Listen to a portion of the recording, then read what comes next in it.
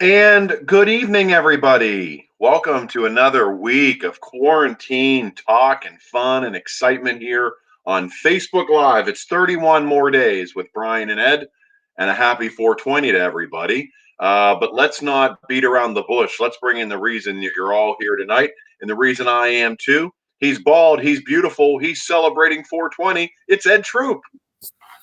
Good evening. How are you? Ed, happy 420. Happy 420 to you, my friend. Boy, I was really close there. I was a little too close. I was like this. No, it's not close enough. A lot of people have sent me messages that said, get that camera closer to Ed. We want to be up his nose. I'm on the opposite side of my dining room tonight because Ryan, my son, my oldest, still has his math homework to do. Apparently, he did not get to it yet. Now, see, why are you letting that happen? See, we are strict here in the Carruthers household. You wake up and you're doing this homework and it is over. Right. And you're going in at what's 7 o'clock. What time is he going to do this homework? Well, it's probably going to be tomorrow at this point. Yeah. So, I mean, what are they going to kick him out of school? Yeah, exactly. I mean, he's usually pretty good. I guess this one kind of slipped through the pipes here this afternoon. So it happens. It's 420. Are you and your wife high? We are. You know how we roll over here. So we're ready to go, man. I feel like I've just been continually high. Like this is just one big giant high that just won't go away. By the way, great news. As you may or may not know, this is day 36 of the quarantine that we are in. Good day to it. And hey, Ed, good news for 31 more days with Brian and Ed. Governor Wolf said we've been renewed for an additional amount of time. We've been renewed till May 8th.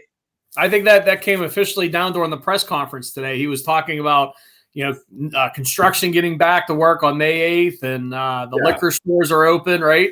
And what's the other one? There's a third one too that's going on. It's Brian and Ed's 31 more days will continue to the 8th. Yep, they're like, it has helped the Commonwealth. And by the way, do you like the Commonwealth when they refer to it as the Commonwealth? Oh, I mean, it's what the title of it is, so I love it. The Commonwealth? The Commonwealth. Hi, Jessica. Hi, Mike. Hi, Doug. Hi, Jen. Jen sent me an email and said that she missed us over the weekend and she had to watch The Wonderful Whites of West Virginia. Have you seen that?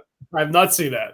Well, I don't know what it is, but it sounds hilarious. And I'm happy to say that we're back, so Jen doesn't have to watch The Wonderful Whites of West Virginia. Hi, Lori. Hi, Kelly. Hi, Kevin. Hello, Jonathan. My friend John has a massive quarantine beard going. He's been posting some photos, like really great stuff. So congratulations to him. Hey, and joining us tonight is former KDKA TV personality Sonni Abatta. Can't wait to talk to her. She's now living in Orlando.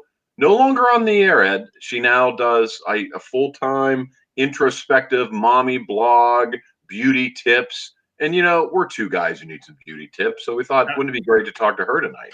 Absolutely. I think that's a great idea. Great play tonight to see what she's up to and all that good stuff. Yeah. Jen said that The Wild and Wonderful Whites of West Virginia, it's a documentary on Prime that rivals Tiger King for the crazy. Wow. Oh, check that out. Did you watch the newest version of the Tiger King that got sent down last week? No. So you ended the Tiger King for me because I was in bed with my wife. Don't get any ideas. But I said, hey, what do you want to watch? And she said, I don't know. I said, hey, the new Tiger King thing's up. She's like, I feel like it's over. And so I texted you and I said, what do you think? And you gave me the permission to go away, not to watch it. So sucks. The Joel McHale thing sucks. Yeah, it was just kind of weird. I mean, they interviewed like 6 or 8 of the people. I don't know if anyone else out there wants to comment if they were able to watch it at all. But it was, put it this way, there was nothing new, right? I mean, they just kind of talked about like the craziness of what went on during the show, how it's impacted their lives. Most of them said that it hasn't impacted their lives, other than other than when they go out shopping or something, like everybody recognizes them now. But for the most part, it's business as usual. So it was okay. I mean, I didn't even finish it. I think I left like the last 10 minutes on it. So nothing's as good as the original. So it was probably nice to see these people. But the best part of the show is the show. So to go back to it and to really care what these people think about, like, I don't know, like I don't care what that big fat narc guy who told on everybody is up to now. The guy who was on the jet ski. It doesn't matter to me. I don't. I mean, not to sound harsh, but like, I mean, if he lived or he dies, it's over. The Tiger King's over for me. I wish him well, but I don't need to ever see that guy again. That guy doesn't need his own show. It ran its course already, the Tiger King, and I don't even. It's not even something I think you want to go back and watch a second time, right? I mean, right. There is one thing that I'll be watching a second time tonight that I watched last night that I know you watched it as well, and it's the Chicago Bulls documentary about Michael Jordan and the '90s Bulls. Yeah, unbelievable, right? I mean, that was the best thing I've seen on TV in months. Hi JJ, hi Amity, hi Patty, hi Robert, hi Jen, hi Scott. Hi, the other Scott. Scott with 1 T and Scott with 2 T's. Hi, Shauna. Hi, Paul. Hi, Eric. Hey, Todd. Hi, Lee. Hi, Andrew. Wow, big night here on a Monday night for Sonni Abatta to join us in a few minutes. But yeah, the Chicago Bulls documentary. Now, for those of you who don't follow it or care, they've been previewing this for the last 2 years. So this has been really a massive buildup. 2 Christmases ago, they released that they had all this unwatched footage of the 97-98 Bulls where they were going for their sixth NBA championship. And then this past Christmas, they showed the trailer, and now it's finally here. But it's perfect timing. If we needed Tiger King to get us through the first 30 days of quarantine, I think we need Michael Jordan and Scottie Pippen to get us through the next 30 days. Dude, you know what? I always loved Michael Jordan, Scottie Pippen, Phil Jackson. They were undeniable back then. But you and I were texting last night, and it's funny that back in the early '90s, late '80s, early '90s, when I first started watching pretty much all sports, including the NBA, Pittsburgh didn't have an NBA team, and I was like, well, who am I going to root for? What's the closest NBA team to Pittsburgh? And I thought it was the New York Knicks. So. And that was during the Knicks' heyday, man. That was when Ewing was coming up. Patrick Ewing is my favorite player of all time. Starks, Harper, all those guys. Oh, I love John Starks. Don't get me started on Starks. So I was a huge Knicks fan, man. I used to watch the Knicks all the time. Yeah. And of course, the Cleveland Cavs are closer. Washington Wizards are closer. Philadelphia Washington Bullets. Well, back then they were the Bullets, right? Yeah. The 76ers are closer. But I didn't care, man. I grew up a Knicks fan. I still like the Knicks to this day, though I don't watch the NBA as much now as I used to.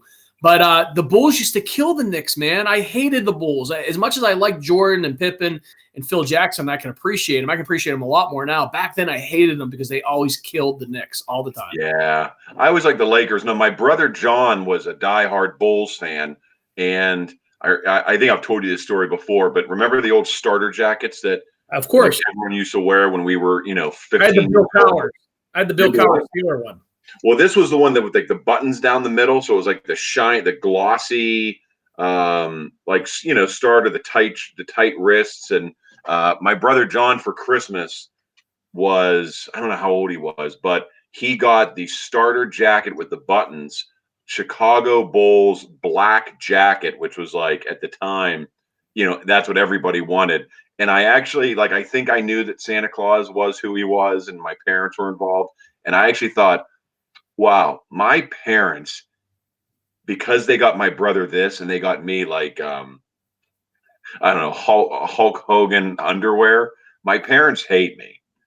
You don't get my brother wouldn't have gotten this gift, and I got really nothing of equal value if they didn't hate me or love him so much. It was a really disappointing Christmas for everyone in my house. I could only imagine, man. But yeah, that all the starter gear back then was money, man. All that NBA stuff, I said, I know it's vintage. There was a vintage market at the Ace Hotel at the end of last year, and I thought it was going to be old junk, but it wasn't. It was vintage clothes, and they're selling those starter jackets, and they're selling the old starter hats and Bill Cowher's caricature on shirts and they're selling them for $100. So we're officially old that they're selling clothes that we used to wear at vintage markets. Michael just said Ed used to beat kids up for a fresh pair of Jordans. Is that true, Ed? You beat somebody up for Jordans. Mike Cowden, man. That's right. Hey, I grew up in the ghetto, man. That's what we had to do back then to get a fresh pair of Jordans, Right. Unfortunately, you wore size 14 when you were 10 years old. The kid that you beat up was wearing size 6. Yeah, that's right. The math never worked out in my favor. So you made it work. You made it work. But yeah, this documentary, if you haven't seen it, that's great. for people who just like interesting things, I mean, the Bulls probably were next to the Patriots, current day Belichick, Brady Patriots. The Bulls were Jordan, Pippen, Horace Grant, Bill Cartwright, Phil Jackson, of course. I mean, they were the premier team, maybe of all of sports, or at least are in the conversation of the best teams ever in these dynasties. So to see behind the scenes, and a lot of people are saying that Michael Jordan is a jerk. I don't really see it that way. Like, I look at Jordan as someone who just has a lot of pressure on him, who wants to win. He's highly competitive, and there's great elements with the owner of the Bulls, the GM, Jerry Krause, how they beat him up and hate him. And the first episode was a nice look back on kind of setting the table. And then, did you watch episode 2? So I'm halfway through. I'm going to watch the rest of it tonight. I actually might go back and watch, like I said at the beginning of the show, I might watch the first one and the second one. I loved it so much. But what's so interesting is Scottie Pippen, who, I'm a big Scottie Pippen fan. I don't know anyone who doesn't like Scottie Pippen. And he was, the perfect accent mark for Jordan, right, to run a team with. And Scottie, I guess, was desperate for money, or was just so shocked to come out of Central Arkansas and get drafted that NAI school. Crappy. Yeah, that's right, NAI. And they gave him such a crappy deal, 7 years, $18 million. Like, Jordan would have peed on that money. He probably was shocked that he would take it. And, now we're in the middle of watching Scottie Pippen get really upset. He's turning on the Bulls. And at the end of this episode, Ed, we don't know what's going to happen with Scottie. He announces that he wants a trade. Well, dude, by his second year in the NBA, he was the second leading scorer, I believe, behind Jordan. And he was the 120th highest paid NBA player, if that puts things in perspective. And I think it was like throughout most of his career. He came from a family, you probably saw that as well, in Arkansas, one of 12 kids. Yes. And tragically, he had a brother who was handicapped. His dad had a stroke and who was handicapped. So I think he wanted to take that money up front, even though it was for 7 years. That money. To take care of them. Yeah. So you can appreciate that. But who's representing this guy, man? We know Pat Carruthers is not representing this guy. He would have got a better. Hi, Jamie. Hi, David. Hi, Jolie. Hi, Kelly. Hi, Jeff. Hi, Abby. Thanks for checking out the show tonight.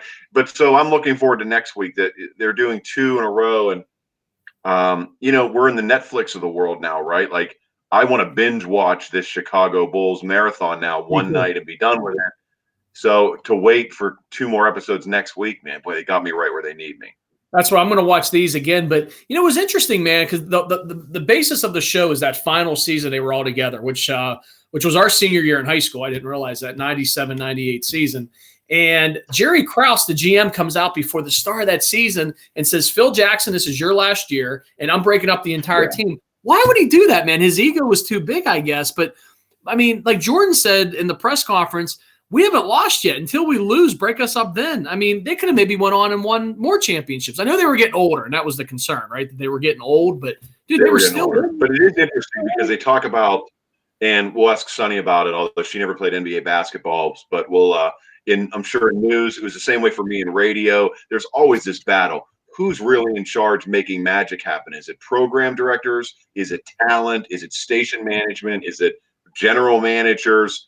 And I mean, obviously, Michael Jordan's going to say that it's the team and the players that make the money and make the magic. But Krause probably saw it differently. And did Krause have a stroke? Is the half of his face is messed up? What do you know any background on that with him? He's a mess, huh? He's a short, little, chubby guy, and Jordan's. Well, he looks like the guy from Jurassic Park. He looks like Newman. Jurassic Park. And I've seen him stand next to. Newman will play Krause in the movie about the Bulls. Jordan, I think, is like 6'6" or 7, tall, slender, black guy. Krause looks like Newman from Jurassic Park or from Seinfeld, and seeing them next to each other, and they hate each other, and it's just so interesting to watch. I love it. I can't get enough of it. I can't wait for next week. And of course, not the Michael Jordan at North Carolina, not the skinny, fit Michael Jordan during his playing career, but the older, heavier Michael Jordan now with the chubbier face. I said, looks like me. If you look at him, we're both bald. We got the chubby cheeks going on. But So I sent I'm you a sorry. text. I'm sorry. Did you say that you think you resemble Michael Jordan? Michael Jordan now, not Michael Jordan during his play. Michael Jordan now. Okay. Scott says the first 11 years, Scottie Pippen made $22 million with the Bulls. The next 5, he made $77 million. Clearly didn't major in economics at Arkansas. No. Well, I think he just wanted to get out of Arkansas. Even Bill Clinton was part of that conversation where he was he's like, I love Scottie. Everyone loves Scottie. Well, it was great to see. Hey, I got great to see. Real quick before you go on, I want to show you something, man. I got something in the mail today. My beautiful wife. Is this a picture of you next to Michael Jordan? We're going to see if you look like him. Because you know I've known you forever. I never in a million years would have said that you look like Michael Jordan. It is right here. What is that? So I got this card in the mail today from your mom, our biggest fan, Mrs. C. Okay. Okay. And what does it say? It says, here it is. It says, good luck in your new job. I think she was just trying to find a card. She sent me a $50 check to buy the picture of you that I drew up. So she went for it, man. And a nice little note here as well. But wow. I love you, Mrs. C. And we're going to, so I did get a check from her. And by the way, she texted me about this. And I said, look, I'll give you the picture. You don't have to pay me for it. But she wanted to pay me. For those who don't know, you and your son draw every day, and you drew a picture of me and Donald Trump, and my mom wants to buy it for $50. And so she did send you a check. She did. And but here's the thing. We're gonna donate the $50 to a local charity. So I'm gonna forward that on. Michael. Hey, Michael, what charity will you be donating it to? I'll let you know for sure. I think there's I want to set it here locally in Canonsburg. I think there's a food pantry here in Canonsburg. I was going to say to the Pittsburgh Food Bank, but they're getting a lot of love. I think there's a smaller one here in the Canonsburg area. I'm going to send it to that's local. I'll let you guys know for sure. But Mrs. C, thank you so much. You didn't have to do that. But I am going to send that one. I'm not going to keep the $50 for my artwork, which I'm glad that you found value in it. I'm going to mail it out to you. She just said I can give it to you, but I don't know the next time I'm going to see you. She's like, just give it to Brian. Yeah. He'll get it to me, but that could be a long time. We'll extend it up to the 8th, so it's going to be at least till the 8th. I'm going to drop it in the mail, but now I got to go to the post office, and I have not been indoors anywhere. Can I go to the post office and mail this thing? I think I can. Yeah, I went to the post office on Friday, and I wore a mask. And a nice lady was getting out of the car at the same time as me. She had a mask on. And so I said, hey, I said through my mask, I said, hey, I like your mask. Because it looked like she took like a dish rag and turned it into a mask. And she said, I feel like I'm robbing the post office. And so we had a big laugh. And then the part that was strange is when I came back out, she had like a teenage son in the car who was blasting rap music, and I thought, well, this son is going to be arrested for robbing the post office. Like, turn this down. No, we don't need this during the quarantine. Yes, we didn't need that during the quarantine. All right, well, hey Ed, we have a great guest tonight. I'm so excited that she has decided to join us, and let's just be honest, she's too good for this show, and I can't believe she would even want to be a part of it. But I reached out to her, and here she is. In Orlando, Sonni Abatta, welcome to the show. Hey guys, how's it going? Thanks for having me. Hey, Sonni. Sonni, so happy to see you. It's good to see you. I'm live in my daughter's room because it's the only place where the locks work, so no one can come and barge in. So I hope this works. Yes. Well, I saw your blog, and for people who don't know, you can get everything Sonni at sonniabatta.com, your podcast, your blog, everything. Beauty tip. Ed and I were talking about some beauty tips earlier. The skin's not looking as good as it should right now in quarantine. It's looking fresh. I like the beard too, by the way. Well, thank you. That's so nice that you would say that. It was pretty big a few days ago. You guys are naturally beautiful. You don't need any beauty tips. Oh, that's so sweet of you. So sweet. I talked to it's funny. And Ed, one thing that you don't know about Sonni is we both went to Montour High School. Right. And Sonni, were you a sophomore or junior when you and I teamed up to run for student council president and vice president? And wait. We lost. We got killed. You know what happened? I was so going to bring this up. So I was running as your Veep, and I was sick with the flu the day we had to turn it in. So I totally crapped the bed and let you down. And I went into the principal's office, and I was like, please just let me turn it in a day late. I had the flu. And he was like, no. And he's like, and you'll remember this for the rest of your life as a lesson for why you should always be on time. And I was like, whoa, I don't remember which one it was, but I totally screwed you over, dude. I'm so sorry. Wow, I don't remember that. So we were robbed. We would have run away with that election, boo. You know it. Wow. Yeah, you're right about that. I was trying to figure out how we lost that. I mean, we were a mega power. Qualified because of me. I'm really sorry. I feel bad about that 20 years That's later. okay. That's okay. But how do you guys lose that, man? I mean, I would have definitely voted for you too. My goodness. Oh, it's my fault. I'm telling you, I dotted my I's and crossed my T's after that with every application that I've ever done. And he was like, I can't remember. I would totally call it out too, but it was like a principal that we had just gotten, and it was, I can't remember. It wasn't Saul, but it was like, I can't remember. And anyway, he was like, you know what? And you're going to remember this. And wow. And where's he at now? He's he's under some bridge in a ditch, and you're you. So, yeah, living a big life. That's it. That's it. No, yeah, but so then from Montour, Sonni, everyone knows you that you jumped on KDKA, which was like extreme. And at the same time, I was doing radio. And my mom is your biggest fan. She loves you. So when I would call, I would be in different cities. I would call and I'd say, hey, I got a hosting job in Atlanta. And my mom would go, which is huge. She'd go, oh, that is so nice. Did you know that Sonni is on with Ken Rice every night? And I go, oh, really? I was like, oh, well, and I'll be like, oh, guess what? I'm getting married. I'm married, Mom. She goes, oh, she goes, you know what? You know who's pretty? Sonni. Now, here's a controversy. Listen, I'm not just saying this to like pump your tires, but you are obviously incredible. You are so talented. You could be anywhere you want to be right now. I respect like the fact of you're being with family where you want to be, but you have talent to do anything. You know this. You're hysterical. I mean, everybody who went to school with you knows that. So you're amazing. Now, here's when my mom was in a little bit of a watch for you. I called home when we were in Atlanta and you were on KDKA. And I said, hey, how are you? And she starts talking about you, of course. And she goes, I want to ask you something. And now this is serious. So, inquiring minds need to know this. My mom says, I'm just worried for Sonni. Now, out of the blue. And I go, oh, why? And she goes, I think people at KDKA are forcing her to change her voice. No, my gosh, that's so funny. My TV lady voice. You know what? I was like, I don't know. So is it true? Can you put the rumors to bed? I don't think I'm going to put the rumor to bed. There was no forcible vocal coaching. But I will say, as you know, when you talk professionally for a living, you do sort of have to start to like speak properly from your diaphragm and like, because your voice box can get wrecked if you're just jammering and yammering on with like up here. So I think I was like experimenting with ways to speak properly.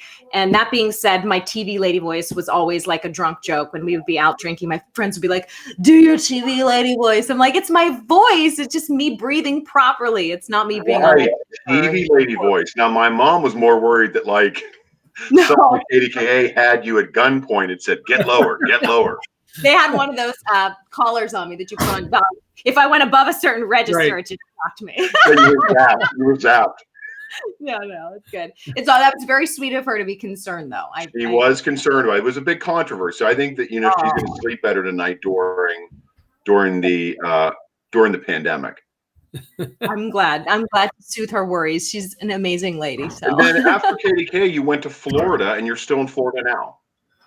Yeah, I'm in Orlando now. It wasn't the plan to end up long-term in Orlando, but you follow your heart sometimes. And my husband is here and his job is kind of geographically, contingent on being here. So yeah, I'm in Orlando and I love it. I have to say it's a really cool town. It's not Pittsburgh. The people aren't, my Pittsburgh people, but it's really nice and it's warm year round, which I am all for. My mom just commented, "You're my shining star, Sonni." So she really is. He's a big fan. That's awesome. Big fan. Yeah. Sonni, what's happening in Florida right now with people about the coronavirus? Or like seeing it from Pittsburgh perspective, like, and I know Florida's always a little wackier than most of the country, but is it like, is everyone fighting to go outside, and do they want to be outside? And is it really people who are trying to distance themselves against people who are just, they were at the beach today, right? That's weird. Yeah.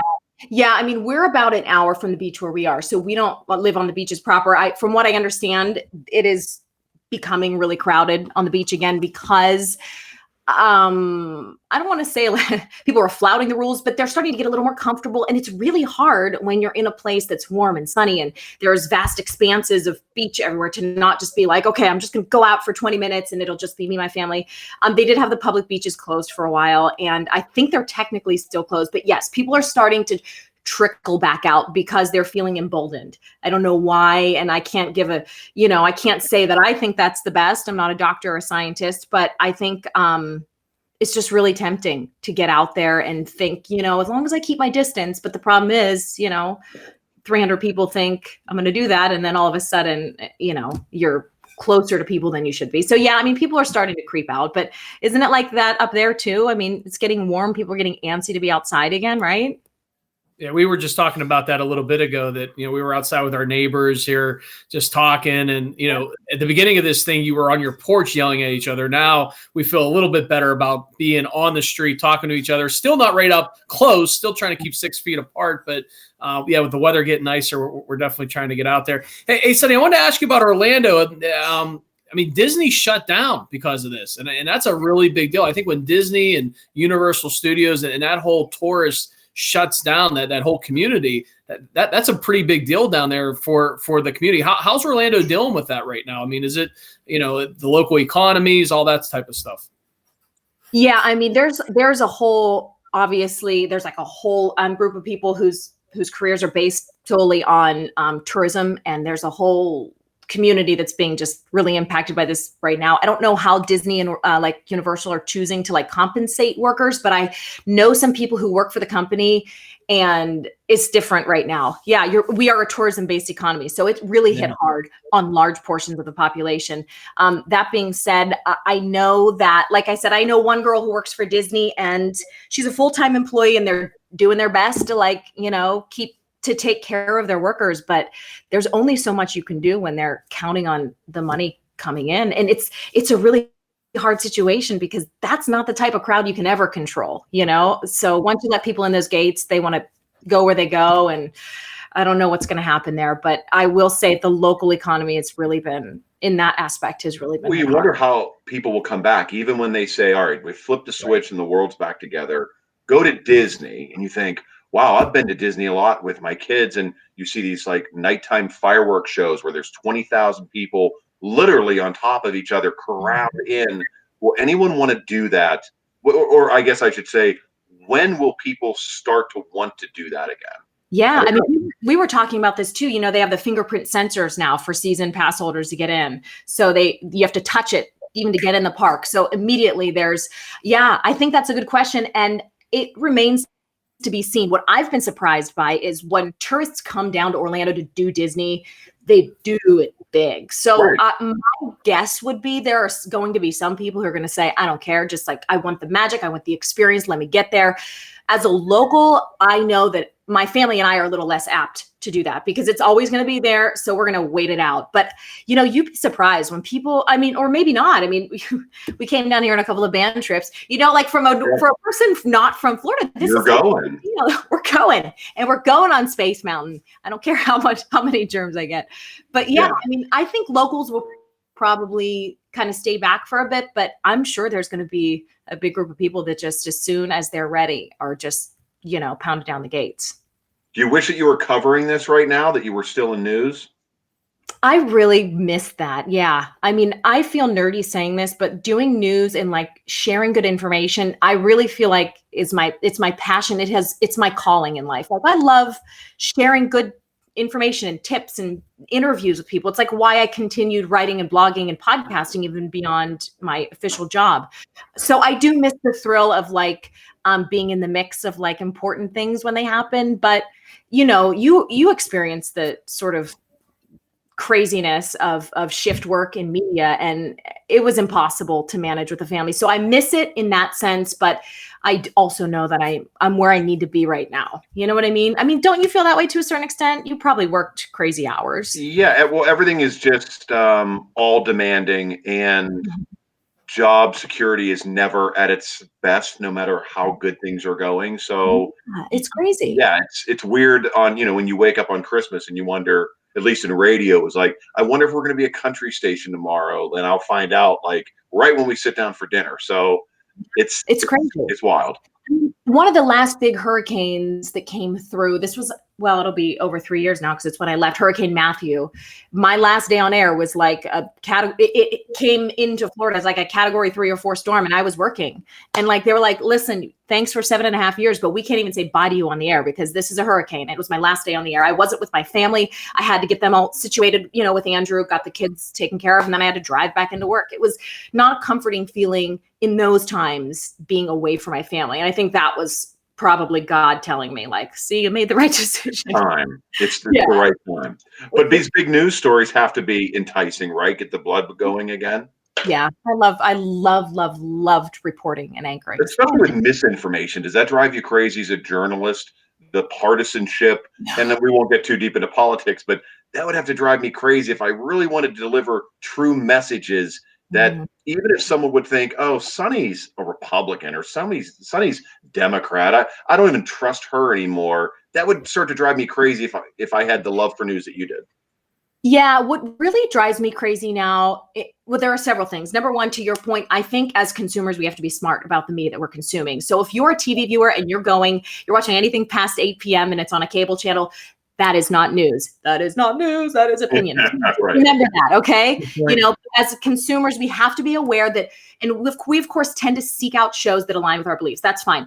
But I do, maybe I'm silly for thinking this, but I do think that most institutions and most news organizations uphold really great basic principles of journalism still. And what hurts me is to see all of the anger toward the media lately, when in fact, the media is serving a really important role right now, especially with this crisis of this global pandemic, holding leaders in China accountable and asking questions. We are fortunate to live in a country with a democracy that allows this type of conversation between leaders and people.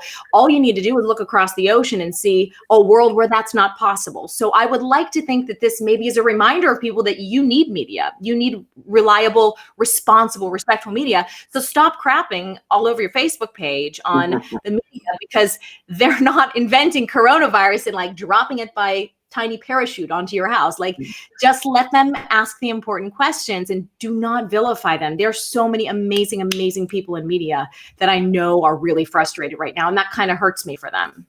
Yeah, Sonny, you bring up an excellent point with your comment about after 8 o'clock at night, if you're watching a news show on a cable channel.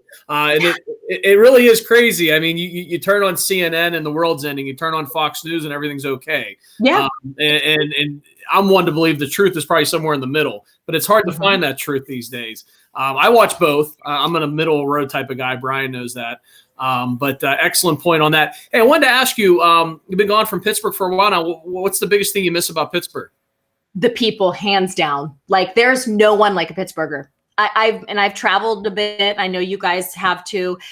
The kind-heartedness and the genuine, I don't know, just the kindness of people in Pittsburgh, it's like unsurpassed. I don't think I've ever encountered anyone. I mean, and this is not to crap on Florida. Floridians are great too. We're from all around here. You can crap on Florida, and most people are watching. Well, Pittsburghers in Florida, right? It's a Pittsburgh audience. Yeah. Okay. Well, I mean, I'm a 412 girl forever. So, yeah, I just what I miss is the people. I miss the food. I miss being in a town where there are just really authentic cuisines from like, all the different cultural pockets. I really miss that. I miss the Strip. I miss living in my little place in Lawrenceville. I miss like, I don't know. I miss that part of it, but yeah, we're back every summer. I drag the whole family back, and the kids really love it. So.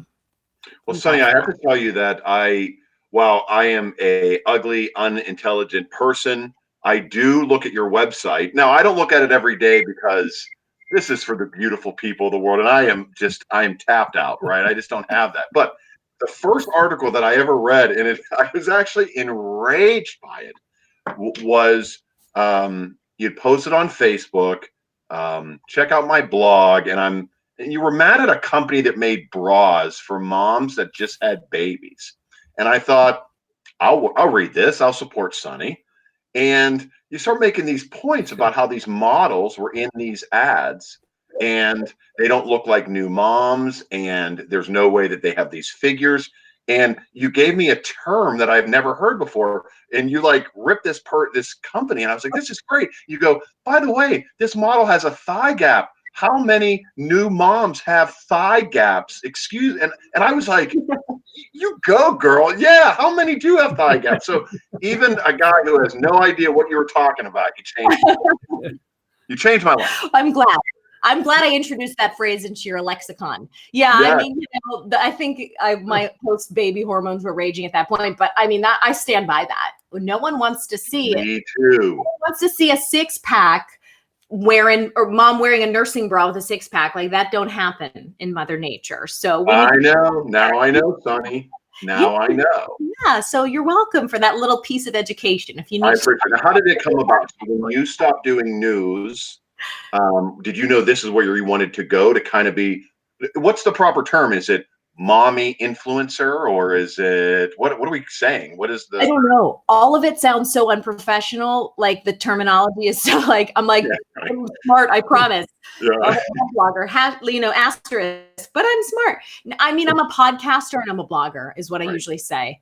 I guess those are the blanket terms for it. But I just wanted a place. I mean, I've loved writing. I was a writing major and writing and drama at CMU, and the writing just was something that I enjoyed. So I needed a place for it. So I did the blog, and then podcasting came around, and I'm so used to longer format interviews. The type of local news we were doing wasn't just like reading from the box. We were interviewing a lot of people. We had 5 and 6 individual interviews a day on business and on medicine, all kinds of topics. So I really missed that interaction with people. So I did the podcast. And now I guess when I say what I do, I say I'm a podcaster and blogger, but it's sort of like an umbrella term for all that. But it's great stuff. The podcast is 30 something with Sonni, right? Which is cool. Mm-hmm. And the blog, what's the blog name? SonniAbatta.com. That's okay. Yeah. Look, here we go. SonniAbatta.com. It'll take you there too. Yeah, it has it all. But it seems like it's really successful, and it seems like it's you. You don't see a lot. I guess is it pushed in on the local level not to give too much personality, because your website now is just full of personality, and you're so fun, and people might not know that, but intelligent, and just so much to offer, more than just a few articles here and there. So is that just a relief for you to be like, finally you can kind of be yourself? Yes, I can swear on my podcast, and I don't drop F-bombs all the time, but when you're having casual conversation with friends, I mean, you can absolutely sort of drop the expectation to be completely, like you guys were saying, even with the political thing. I mean, I can have thoughts on things that in television I maybe wasn't able to say publicly unless I wanted to get fired. So It's really been a relief to connect with people on a real, this is who I am level. So I have so much fun with it. I love hearing from people too, on Instagram or, a comment about the podcast. And there are so many things happening in this stage of life for women with motherhood and changing careers and, wanting to know about health, that it struck a chord. And it's really cool to just hear back from people on stuff that resonated with them. So I've been having fun with it. That's great. That's great. We'll definitely have to check that out for sure. Now, back to Brian and you going to Montour. Give us some dirt here, Sonni. Some embarrassing information. We don't always have a Spartan on this broadcast. There is nothing embarrassing. We called him Kite Man. Where did that come from? I don't even know. What was the origin of that name? That's a great question. I don't really know. Yeah, I'm not an answer. Honestly, always. Obviously the funniest person in the room, quick with a comeback.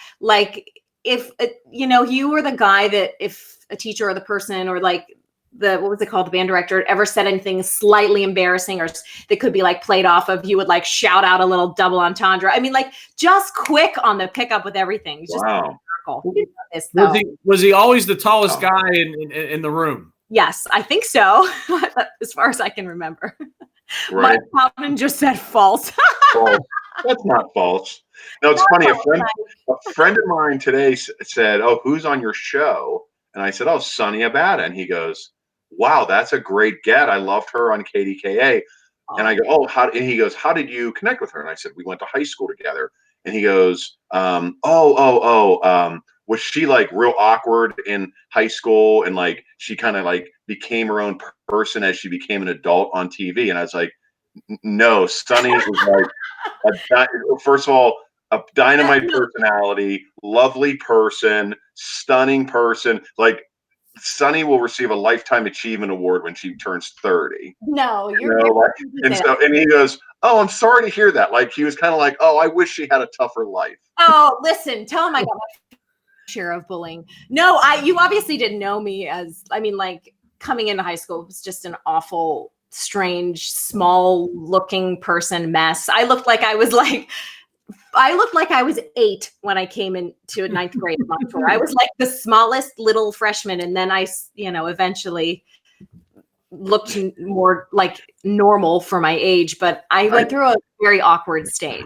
You went through I don't remember you being a tiny person, but I went from literally 5 feet tall in 1 grade. And then I had this massive growth spurt by sophomore year. It was yeah. I look back at pictures from my freshman year and I'm like, who let this baby into high school?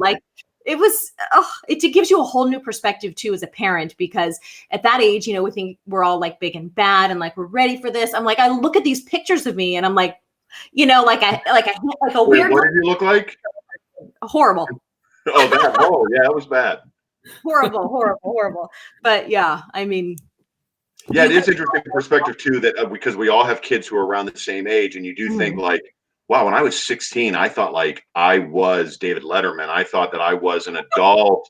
And then what did these teachers think of me, saying these comments or trying to be this person? I knew nothing. I was so stupid. And you don't know that until you double your age then, and then even more until you're this age and you go, wow, I what a dumbass. What were you thinking? Why would you say that, do that? Especially with people who will go, oh, do you remember? And Ed gets this too, is people go, hey, remember when you said this to this person? And you think, oh my God, I would never say that today. Yeah, we have a lot of those. I hate myself. Oh my God, this is what people remember. Yes, I call it repeat secondary embarrassment. There are things that I remember laying in bed at night as I fall asleep and I'm like, oh, I hate myself for even thinking that, oh, it's just horrible. But yes, I still have those as an adult, but Sonni, what was your favorite story you covered while you were doing your time here in Pittsburgh? I think the most interesting story was the Casey Anthony trial for sure. We did wall-to-wall coverage. It was obviously a huge story nationwide. Right. And so we became a little mini court TV. We were on the whole time. I don't even think there was a point where we didn't even have commercial breaks for a while. So we did this wall-to-wall really intense coverage. And it was really cool because I learned a lot about the legal system and about, I learned a lot actually from the defense attorneys that we would bring in as commentators. So I always look back on that experience. It was really intense and really physically demanding, but with a lot of appreciation, because that was a story that when you cover it that intensely and from that angle, you really learn a lot. So that for sure stands out to me. And the hurricanes and the natural sort of natural disaster things, I hate to use that word, but the things that happen around here, you learn about, other things. So I don't know. I would say those two have been the most compelling for sure. Yeah, the monumental ones have to really stand out. Yeah, I mean, I remember when we were here, I was working in news for the George Zimmerman trial too, Trayvon Martin, who was murdered here in Orlando. And that was literally around the corner from our station. And I'll tell you what, you never look at a soundbite on the news again the same after you have met someone like that's parent face to face after something like that, and they're mourning and it's really easy to sit back and watch TV and think it all. But when you see that family's emotion up close and personal, and you're a part of a community that where that discussion was happening like intensely, it just really, it just changes your perspective on, and it gives you an appreciation for everything that goes into on both sides, like a case like that. There was a lot of disappointment when that not guilty verdict came in, and Yeah. you feel that, And how do you not react too? I mean, that was kind of cut and dry, right? Or it's more unbelievable. The facts in it were so unbelievable and the laws are so unbelievable. How do you not sit at a desk and go, yeah, what? Oh my God. Thank goodness for commercial breaks and stuff like that, because I remember the Casey Anthony verdict too. We ripped our earpieces out on a commercial break. We were like, what the just happened? Yeah. What happened? Yeah. And that's when it is cool, because you have these attorneys literally in studio with you, because they were kind enough to come in and just sort of be the explainers of everything. And we would just, it was really fascinating, really eye-opening. But yeah, you definitely have moments where you cover stories and you're like, I just can't believe this happened. Like, we need a minute to just sort of process it. Yeah. Wow. Sonni, what's happening in quarantine for you? Is it a charmed life right now? I saw your kids are driving you insane on your blog. Is that's fair? They're just perfect. Yeah, it's perfect. I have homemade bread every morning for them. We're on a very strict schedule. No, it's total circus. Yeah, I mean, your kids are in school too. So, I mean, we're doing the best we can with homeschooling, and we have our Zoom meetings. I have a first grader, a pre-K, and then a 3-year-old. So she doesn't have anything. But it is what it is. It's crazy. I'm really glad that I can open the back door and say, go play in the backyard for a while. The weather's nice enough to do that. But I mean, I will say this though, and I'm curious to hear what you guys have to say. I feel like my kids are living their best life right now. Oh. Like they don't they're like, no school for the rest of the year. Woo! I mean, they're loving life. I don't even know that they can't fully comprehend. This is a vacation for my kids. And so my parents are always very nervous, and friends of mine they're like, oh, how are your kids doing? And like, how are my kids doing? They're on an iPad for 9 hours a day. They go to bed at midnight now, and they get up and they eat muffins that they scream at me if I don't make them fast enough. It's perfect. It's perfect. It's absolutely great. Yeah, I have friends who are like, my kids are just having a really hard time because they can't go back to school and say bye to their friends. I was like, not my kids. They don't even care. Like, they're not even going to remember that they were even in school this year. Like, they're good. I don't. Ed, did Ryan and Brendan have any reflection? Like, oh, I'm so bummed. No, not at all. I mean, it's like you said, it's like a vacation. It's it's every day's a play day. Every day's a Saturday. There you go. Yeah. How old are your kids? Mine are 9. Every day is a Saturday. Yeah, mine are 9 and 6, third grade and kindergarten. And I take care of the kindergarten work every day because that's about where my skill level is. And my wife's a teacher at West Allegheny, so she's teaching her stuff and teaching the third grade stuff, because the third grade stuff I can't touch. I'm lost third grade. Yeah. Do they do? We had some Common Core math at the beginning of the year, and I fully could not do a word problem for a first grader. I was like, I'm sorry, I'm totally not dumb, I promise, but I can't help you with your math homework. On the first day, Ellie is in 5th grade. And so we sit down, and Marcy and I are trying to figure out how we be school teachers and also work and do all these things. And so I said, I got math. So I said, Ellie, what are you working on right now? And she goes, dividing fractions. And I was like, okay, you're canceled. What are you doing in science? I never even took algebra. How would I even get to this? I mean, but you have to think there was a point in time where we understood this. I mean, clearly we graduated, but I'm like, where did it go? Where and what minefield did it fall into in my brain? Because I can't re-access this information for some reason. It's absolutely gone. Yeah, the homeschooling thing is maddening, and just, I don't know. Like Ed said, every day is a Saturday. Kids are absolutely in heaven. Yeah, they're loving it. It's a dream. It's a dream. And my daughter got and Ed knows, she got her first cell phone last week. So, oh my goodness, this is going to go down as the most memorable, greatest. While hospitals in New York are over flooded, and they're trying to see how they can turn Giant Stadium into a hospital. My daughter will mark this as the greatest time of her life. It's really, really shocking how little they comprehend. I mean, I'm okay with that because they're young, but man, they're on another level.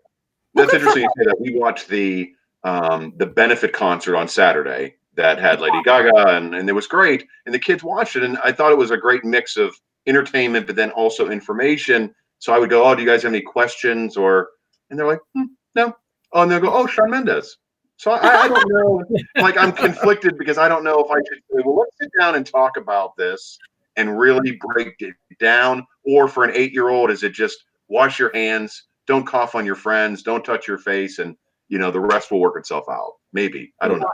I mean, we talk about it in as much as, like you said, like sort of setting new rules. But now it's funny because like a sort of common phrase in our household has become, well, when the corona's over, we can blah, blah, blah. So like they just, I mean, I think it's obviously individual to each child, but I think it's important to have a little bit of to have as much honesty as you can at an age appropriate level. But, I mean, these are strange times. And like you said, you want to protect them to a certain extent too, from all of the real stuff that's happening. So yeah, for sure.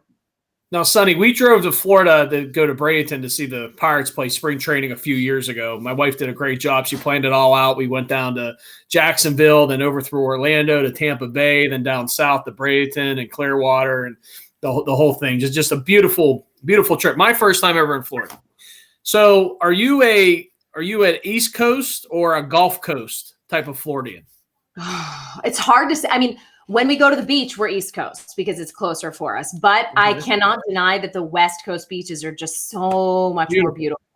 Yeah. Beautiful. Like we went to St. Augustine, I guess, a couple of years ago, and just gorgeous. But when we go to the beach, because it's closer, we go to New Smyrna. So it's it's not bad. It's just the beaches are shallower and they're not as deep when the sand isn't as fine. And so, but we're lucky because in Orlando, we can kind of pick away. Yeah. Tampa and West is a little farther of a drive from where we're situated, but we can kind of pick wherever we want to go, which is cool. Nice. I was blown away by the Gulf Coast. The Gulf Coast just blew me away when I was in Florida for the first time. It's beautiful. Gorgeous. It's gorgeous. That's why people can't stay off the beaches here these days. It's just too beautiful. Yeah. Except for that deadly pandemic. That's right. Just the bummer. The minor pandemic. Thank you so much for the time and being here tonight. I know that you probably wanted to lock yourself away from your kids, so this was a great excuse. I was wondering all day why you agreed to do this. Then I realized, you want an hour away from your kids. So well played as always. That's CMU education. CMU education goes far. Very clever. And your website, Sonni Abatta, that's .com, the 30-something podcast, the blog, everything. It's all there. It's all there. Sonny, if you do think of any Brian embarrassing stories through the years, feel free to reach out to me. I have nothing but good things to say, but I will try to come up with an embarrassing story or two. I'll message you if I recall anything. Perfect. Right. Thank you so much. Bye, guys. Tell Marcy I said hi. Okay. Thanks. Bye, guys. Have a great night in Florida. There she goes, Sonni Abatta. Too good for this show. Can't believe she came on.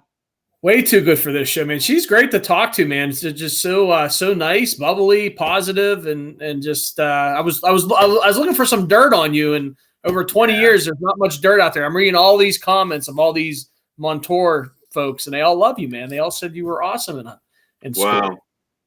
Well, that's nice. Yeah, it seemed like it was a Montour-gasm on the page tonight. So sweet. And thanks for Sonny. Hey, tomorrow night, Jim Krenn is going to be with us. So if you enjoyed Sonny tonight, you can continue to get your Yinzer on with, can you describe him in any other way? Radio legend, Jim Krenn. The legend. He must be bored. It's almost like we should have a meter on the side of the camera. How bored are the guests that that's what I keep come on? So like Sonny, she wants to get away from her kids, and I get that. I totally understand. An hour, that's perfect. Now Krenn, he just has to be bored. So that should probably be the first question. How bored are you from 1 to 10? That's what I keep telling people when I tell them some of these names of some of these people we keep coming on. I just keep saying everybody must just be so bored that, or they think we have some credibility. We just tell them that we're Bubba from Star 100.7, and then they come on. Yeah, right. I'm going to start telling people that you're Rick Seaback. That's it. I think Rick's watching us tonight. And when they get on, they're going to go, I'm sorry, did you say that you're Rick Seaback? And I'm going to go, oh, no, this is my friend, Jim Seaback. That's it. Yeah, that's exactly it. So thanks to Sonni for being on tonight. And thanks for everyone. Boy, we've had a nice turnout of people watching and listening. And we hope that your quarantine day 36 for us, has been a good one. And I don't know, Ed, another fun night spent with you. And I'm enjoying just taking a break and learning how to live slow for the time being. And then hopefully May 8th, we're not renewed for another season and we can go out. Do we have to change the name of the show from 31 to 39, I guess it would be? 8 more days into May? Because 31 days took us to the April 30th. So I guess 8 more days after that, we would now be at 39. That's a good question. Let's just keep it at 31. All right, let's keep it at 31. 31's we've done the show now for 30 days. It feels like 3 years. It does feel like 3 years. It's starting to feel like work. I'm like, oh, man, I got to go to work at 7 tonight. John said, keep growing that beard, B. John, I cut the beard down. I saw yours, and you see the little picture of John there on the screen. John has a great beard going in quarantine. And I think he's like an outdoorsy person, too, so it naturally grows long. But I cut mine back. I just felt like, I don't know, I look like just like a crazy old, like 100-year-old person. So I think your beard was taking up half of the screen when we were talking. It looked like a warped Santa Claus, and we don't want that. Good. Well, the reason I cut it was when we had Andrew Stocky on last week. When I came on, my beard and hair were so big and out of control. I thought Stocky looked scared, like in his eyes, like he thought, "Oh my God!" I thought this was like a fun-loving show. Like, how long before they start talking about the Second Amendment? Yeah, that's right. Is this show live from the hills of Virginia? These guys are going to start. The first question was be, Andrew, how much hooch have you made in your bathtub since quarantine? That's great, man. That's great. Oh, I love it. Well, maybe when we come out of quarantine, we get the official announcement, our last show, maybe you should shave the beard off live here on the show. Yeah, I would love to do that. Well, I don't know. My wife likes the beard, so do my kids. Now, I want to say hi to Janet. That's Sonny's mom. She said, fun show. We will be back. Great. We should have Sonny back sometime. I'd love to have Sonni. Maybe should be a better co-host. Maybe should be more of like, I don't know, my Scottie Pippen. We could go to what's that? I thought I was always your Scottie Pippen, man. Or am I your Hornus Grant? Sonni and I have some great chemistry. Hornus Grant? Could be like, yeah, maybe you're more of a Bill Cartwright or a John Paxton, but Sonny's kind of my Pippen to my Jordan. Speaking of that, the updated version of was it Bill Cartwright? A lot of people want the screen to go like this. Oh, I see. Now I am the Scottie Pippen of this broadcast. You signed me for 7 shows and 4 pennies. I thought I was worth more than that when we right. You're going to start calling out Bill Cartwright and Jerry Krause during the show. I am. That's great, man. Put me back in the corner. I like that. The smaller. I think, and plus, by the way, look how good that bald head looks. I just need to be away in a corner like a troll, just hiding. Like, look, your background's lit up. Mine, I'm like in a dark cave, and Sonny's in a cute, like her daughter's bedroom looks so great, and it's nice, and yours is so inviting, and like, I don't know, behind me is like a cave. Like you're in the Bin Laden compound. Yeah. You do look like you're in the Bin Laden. And you got a picture of Sean Graham back there, don't you? Yeah, I do. Somewhere. And Mr. Rogers and Sean Graham, and as the show goes on, it gets darker. The room gets darker. So, hey, Ed, thanks for joining us tonight. It was great to see you, bald and beautiful and happy. How are you going to celebrate 420? Are you going to go smoke a big doobie out on your deck? Is tomorrow 420? No, today's 420. See, you lose track of days. What's Earth Day? Earth Day is Wednesday. Andrew wants to know, is that Ed Troop or Michael Jordan? Andrew, I know, right? I'm telling you, you're going to watch that documentary. Look, and he sits back like this. Jordan's like this. He has like the chain on. He's like this. Look. Hold on. Let me just pull up a quick picture of Jordan just so we can go back. You got to do a picture of Jordan today. Not during his playing days. Not at North Carolina. I'm not saying I looked like MJ back in the day. I'm talking about now. I have a picture. I just did a quick Google search. Here's the most recent picture of Jordan that I could find. Let me pull it up real fast, and then I let everyone who's still on here can just quickly be the judge if they see Ed Troop as Michael Jordan. Ed, get close to the screen. All right, hold on. Kind of stand like the way Jordan's standing. All right, Ed Troop or Michael Jordan. Okay. Here's the thing. I'll take your picture down. I'm going to hide you for a second. I'll bring up a picture, and people guess: is it Michael Jordan or is it Ed Troop? Okay, here we go. All right, here we go. Is it Michael Jordan or Ed Troop? All right, you get. That's me. No. Wait, Michael? That's me. Mike? All right, let's go next. Let's go back to back. Look, see? Yeah, wrap it up. Wow. Now, wait, tell me where you see you as Jordan. Look, he's got the cheeks thing going on, the bald head. Come on. Yeah. I wish I looked like Michael Jordan. Wait, hold on a second. Wait, now, is that Ed Troop or is it? Wait a second. Will the real Ed Troop, please? I guess it's just the real Ed Troop, please stand up. Let's see. People are saying Ed Troop. Nope. Twins. Somebody just said twins. You can't see. Hey, everybody. Thanks for a great show tonight. Tomorrow night, Jim Krenn. Thanks to Sonni Abatta. For my co-host, Michael Jordan, number 23. Thank you for being here, Mike. Number 1, always. Stay healthy. Thank you, number 23. Ed Troop, everybody. Michael Jordan. And we'll see you tomorrow night with Jim Krenn. Good night, everybody.